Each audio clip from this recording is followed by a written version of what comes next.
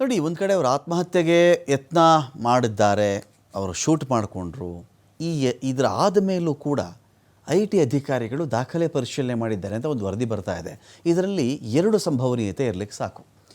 ಎಂಥ 2 ಸಂದರ್ಭಗಳು ಅಂತ ಹೇಳಿದ್ರೆ, ಒಂದು, ಇವರೇನು ಬೆಲ್ಜಿಯಂ ಇಂಪೋರ್ಟೆಡ್ ಪಿಸ್ತೂಲ್ ಇತ್ತಲ್ಲ, ಅದೊಂಥರ ಒಳಗಡೆನೆ ಶಬ್ದ ಬಾರದ ರೀತಿಯ ಒಂದು ಪಿಸ್ತೂಲ್ ಅಂತೆ. ಅದು ಸೌಂಡ್ ಮಾಡ್ತಿರಲ್ಲ, ಸೈಲೆನ್ಸರ್ ಒಳಗಡೆ ಇನ್ಬಿಲ್ಟ್ ಇದ್ದಿರಬೇಕಾದ್ರಲ್ಲಿ ಗುಂಡು ಹಾರಿದಾಗಲೂ ಕೂಡ ಅದರಿಂದ ಶಬ್ದ ಬರಲ್ಲ ಅಂಥೇಳಿ, ಅದು ಒಂದು ಕಾರಣ ಇರಬಹುದು. ಅಯ್ಯೋ, ಅವರು ಒಳಗಡೆ ರೂಮ್ಗೆ ಹೋಗಿ ಈ ಥರ ಸೂಸೈಡ್ ಮಾಡ್ಕೊಂಬಿಟ್ಟಿದ್ರಪ್ಪ, ನಮಗೆ ಗೊತ್ತಿರಲಿಲ್ಲ, ನಾವು ದಾಖಲೆ ತನಿಖೆ ಮಾಡ್ತಾ ಇದ್ವಿ ಅಂತ ಇವ್ರು ಹೇಳ್ಕೊಳ್ಬಹುದು ನಾಳೆ ದಿನ. ಇಲ್ಲದೇ ಇದ್ದರೆ ಅವ್ರ ಪಾಡಿಗೆ ಅವ್ರು ಆತ್ಮಹತ್ಯೆ ಮಾಡಿಕೊಂಡ್ರು, ನಾವೇನು ಕೇರ್ ಮಾಡಲಿಲ್ಲ, ಅದಕ್ಕೆ ನಮ್ಮ ಡ್ಯೂಟಿ ನಮಗೆ ದೊಡ್ಡದಪ್ಪ, ಲೆಕ್ಕಪತ್ರ ನಾವು ಓದ್ಕೊಂಡು ಕೂತಿದ್ವಿ ಅಂತಲೂ ಇದ್ದಿರಬಹುದು. ಹೇಳ್ತಿರೋದೇನು, ಈ ಥರ ಆತ್ಮಹತ್ಯೆ ಆದಮೇಲೂ ಕೂಡ IT ಅಧಿಕಾರಿಗಳು ದಾಖಲೆ ಪರಿಶೀಲನೆ ಮಾಡಿದ್ದಾರೆ. ಅವ್ರದ್ದೇನು ಕೆಲಸ ಇತ್ತೋ ಅದನ್ನು ಮುಗಿಸ್ಕೊಂಡೇ ಹೊರಟರು IT ಅವರು ಅಂತ ಕೂಡ ಒಂದು ಮಾಹಿತಿ ಬರ್ತಾ ಇದೆ. ರಾಯ್ ಆತ್ಮಹತ್ಯೆ ವೇಳೆ ಸ್ಥಳಕ್ಕೆ ತೆರಳಿದಂಥ ಪೊಲೀಸರಿಗೆ ಒಂದು ಆಶ್ಚರ್ಯ ಕೂಡ ಕಾದಿತ್ತು ಅಂತ.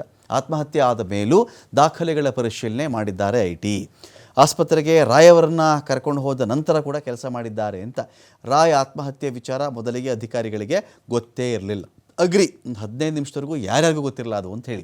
ಸಿಬ್ಬಂದಿ ಬಾಗಿಲನ್ನು ಒಡೆದು ಒಳಗಡೆ ಹೋಗಬೇಕಾದ್ರೇ ಏನೋ ಆಗಿದೆ ಇಲ್ಲಿ ಅಂತ ಗೊತ್ತಾಗಿರೋದು. ಮತ್ತೊಂದು ಕಡೆ CJ ರಾಯ್ ಆಪ್ತರ ಹೇಳಿಕೆ ದಾಖಲಿಸಿದ್ದಾರೆ ಪೊಲೀಸರು. ಈ ವೇಳೆ ಬಹುತೇಕ ಆಪ್ತರು IT ಕಡೆಗೆ ಬೊಟ್ಟು ಮಾಡ್ತಾ ಇದ್ದಾರೆ. ITನೇ ಕಾರಣ, ಅವ್ರ ಹೆರಾಸ್ಮೆಂಟೇ ಕಾರಣ ಅಂಥೇಳಿ ಇಲ್ಲಿ ಅನೇಕರು ಹೇಳ್ತಾ ಇದ್ದಾರೆ. ಯಾರನ್ನು ಕೇಳಿದರೂ ಕೂಡ IT ಇಲಾಖೆಯ ಪ್ರೆಷರ್ ಇತ್ತು ಅಂತಲೇ ಇಲ್ಲಿ ಉತ್ತರ ಬರ್ತಾ ಇದೆ.